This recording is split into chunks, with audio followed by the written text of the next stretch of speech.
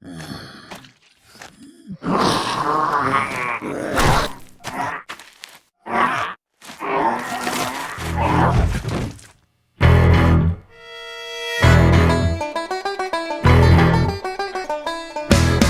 week in NBC class, we did how to deal with a probing left hand and throwing a hook. And I had some people ask to see what we were working on.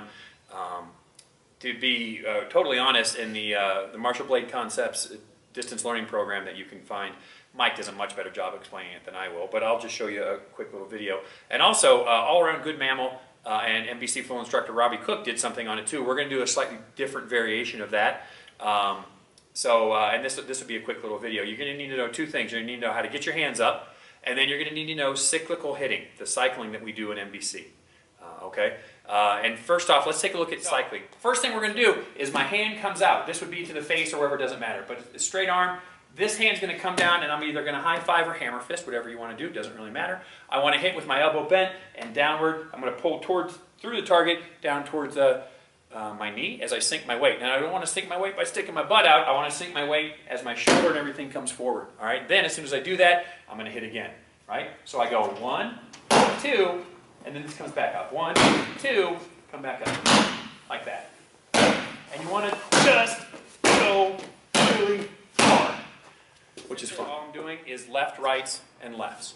All right. Now part of the problem with just kind of stand there, Greg, you to be a victim, is what people will do as opposed to just throwing a big haymaker, they'll say, ah, there you are, and they'll throw a big haymaker. They might grab here. Who knows where they're going to grab? They're just going to reach out because if I can touch, I can hit, which is the same thing we just did in the cycling.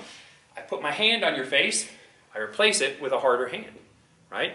So that's what we're worried about. Now, all we're going to do is cycling. Now, here's where it gets people confused, because when I was cycling, I started with my left hand, then I hit with my right. I'm going to start this with my right hand and then go to my left, right? Because it's just this motion over and over and over again. So when Greg reaches out with the left hand, I swat it down and I stick this out. And when you do this in class, be careful. That hand goes to the face really, really fast. So just be careful. So you'll 1, there's 2, and then you just start to cycle and take their space. A slight variation of that, sometimes they reach and their shoulders up like this because they're getting ready to throw the other thing. From there, when I swat this, that's where you fire an elbow, if their shoulders up. How do you know in advance? Practice, I guess. Say he's throwing this and that hook comes around, right?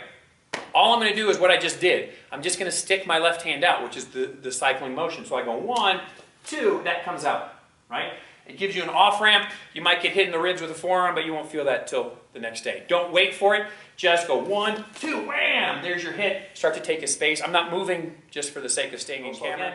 1, 2, he didn't get a chance to throw it because you high-fived his face really hard.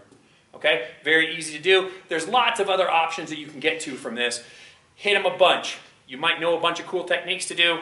Wait till you've hit them a lot before you do it. And just as an aside, one more time. So when I go 1, and he throws that 2, there's my hit. That's a time to step forward and start to work those knees. Okay, you're set up for it. You're just going to take an easy walk, fire that knee and step in.